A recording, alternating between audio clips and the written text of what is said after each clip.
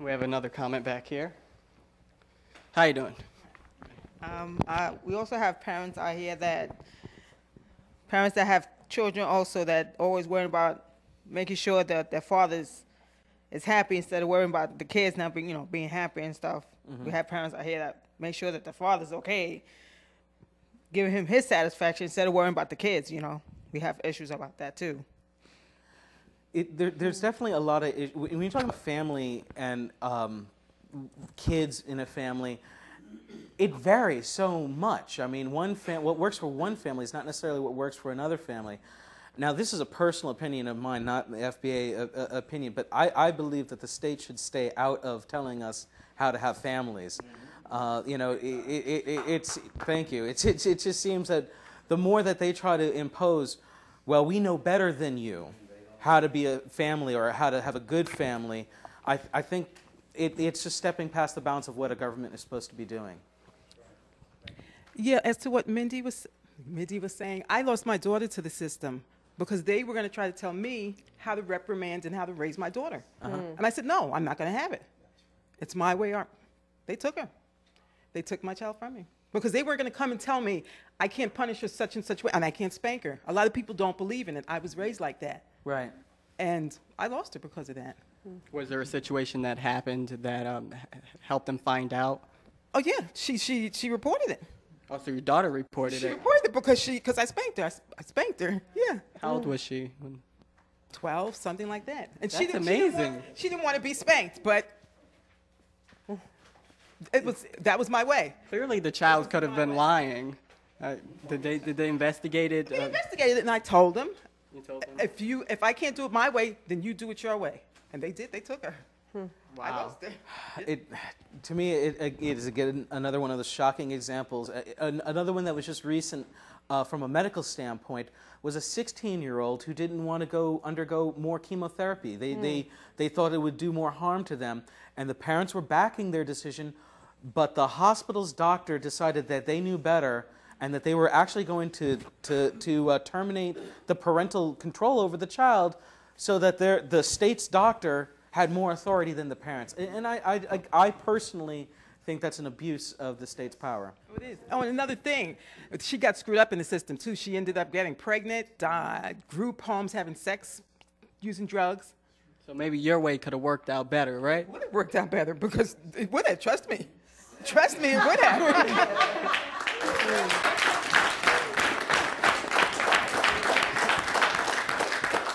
You go, girl. Tell it like it is. All right. Then I got a little story here. I'm going to put you in contact with Deborah McClain. There's an article here which Kimberly did a great job on this. The opinion was by Deborah McClain. It says, parents beware, CPS, DSS, trafficking children for profit. We're proving this, and we're going to start taking judges where they belong because they have destroyed families. It's unbelievable. I'm going to put you in contact with her. We're going to start a class action lawsuit. California already started $400 million in one county. We're getting the lawyers together. We're going to fight back because they don't have no right to tell how to raise our children. That is the wrong thing, and it's all about money. We're following the money, and that's where it's all about, and we're going after them. So you're going to see me more on TV because I'm letting the whole world know what's going on. Right.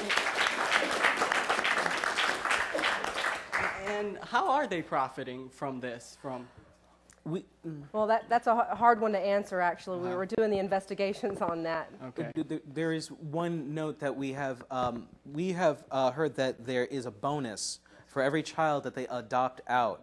I believe it was during the president when Mondale was actually the vice president, when this legislation for getting more children to be placed in these foster homes, that there was a reward system that was established. And this reward system, even though the CPS workers, Child Protective Service workers, themselves might not be getting rich, their scores, what they're graded on, how much they've hit their numbers, this kind of bonus package, it makes an incentive that is not necessarily in the best interest of the child, but rather more of creating an industry, creating a business. Yeah, and that's terrible. That's Yes, what's ma'am. being investigated. Hi. I can relate to the gentleman that just spoke a few seconds ago. I'll tell you, what happened to you happened to my son. My son lost his rights to his child. My daughter-in-law died 13 years ago, and this is kind of like an emotional thing for me because it still hurts. When my daughter-in-law passed away, my granddaughter was only 4 months short her 5th birthday, okay? Her other grandparents took her away from my son. My son took her to Florida, okay? They came and took her with a bogus court order, took her with, like, the police and everything. My son wasn't even allowed to see his daughter, okay? They brought her back here. When we got a hold of the police, we go, well, where's this paperwork? No paperwork. Mm-hmm. So then the police officer says to me and my son, well, you need to go back upstate to get her. You've been taken.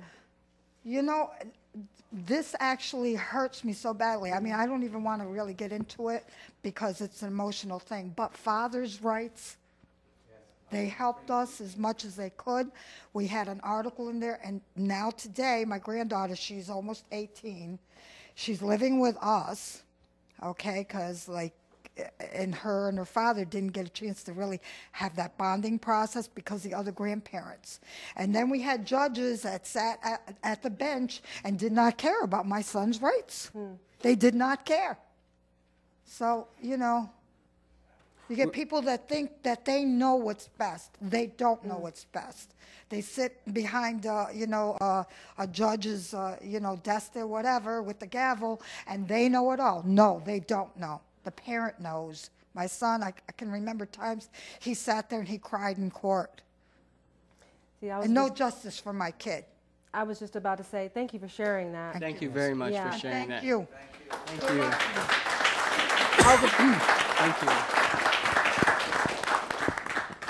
Okay, we have another comment over here. Okay. About that, I think that the children should be heard more. You know, they do have special hearings in the courts for children being heard, but it does seem to be the case where, we've heard from many parents that the children are crying out to stay. You know, they want to stay. But then there's all this confidentiality, issues in the courts. But we're actually promoting having more open courts. And I've been in for a couple of people and with going through this.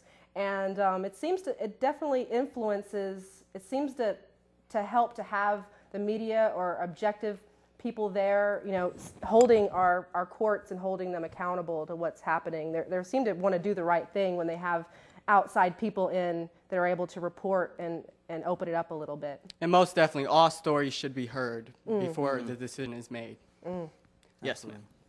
Yeah, I have some experience working with CPS caseworkers and people who have experience working with them as well.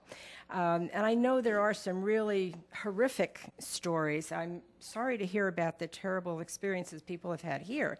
I have to say, though, that we really can't generalize for all CPS caseworkers Absolutely. and all CPS agencies, because there are some very, very good caseworkers and agencies, and I know of several families that have gotten help that they needed because CPS is involved. I agree that you have to look at all sides of all the story, and I don't mean to whitewash anyone, but I think you have to look at both sides of it. I also, as far as custody with fathers, I know from my work experience with many, many women that they lose custody to fathers quite often. Usually, the mothers who ask for custody and the fathers don't contest that request, the mothers will get custody. But usually when the fathers request it, more often than not, I'd say 80% of the time, the fathers do get the custody. So if we try not to generalize that all of it is bad, we have to really look at both sides and see where we might be able to, say, help fix the system. Yeah. Exactly. Whereas Child Protective could be very, very helpful to prevent children being taken away if they would help families get services that they need, and the families have to ask for it as well. Definitely a good and bad side to everything. Thank you for speaking up for the other side, because it is so important to get both sides. And there's going to be, bad in everything, And that's, we can have our Archangela talk with you perhaps, because we are trying to get more perspectives from the other side. Thank you. Well, I just want to say I have 2 children, and one of them, it comes from a prior relationship. She has a great father who's involved in her life, and just because a father can't provide financially doesn't mean he can't provide emotionally. And my daughter has that from her dad, and I appreciate it very much. I just wanted to go on record saying that. Thank you. Thank you. Thank you very much. Yes, sir. I wanted to actually touch on one point of the previous speaker regarding fathers now winning custody more often than they used to. And that's true. They have made gains, significant gains. And I'd like to point to an historical, what I would perceive as a historical pivotal point.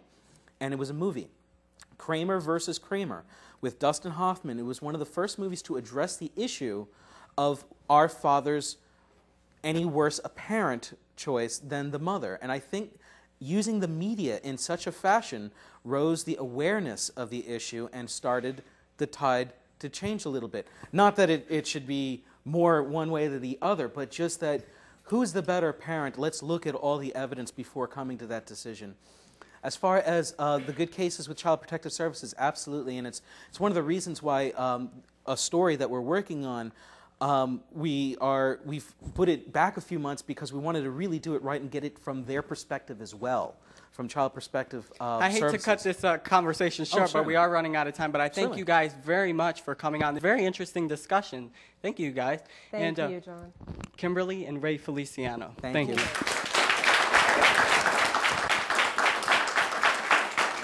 I wanted to mention to check out their paper, The Informed Constituent. And Kimberly, you have a last Well, I comment? just wanted to let everybody know in the audience that if you subscribe or become a member tonight, we're actually doing a raffle for a package, Palace Theater tickets this spring. It's going to be a really nice show. We don't know yet what it is, but there'll be a limousine ride.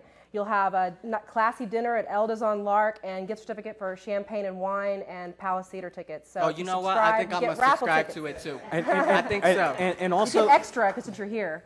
Our website is currently being redesigned, but there is a website at www.fourthbranchofamerica.com, and that's fourth spelled out, F-O-U-R-T-H. Thank you very much. And we'll be right back. We're going to give out a $25 gift certificate to a lucky audience member. Be back.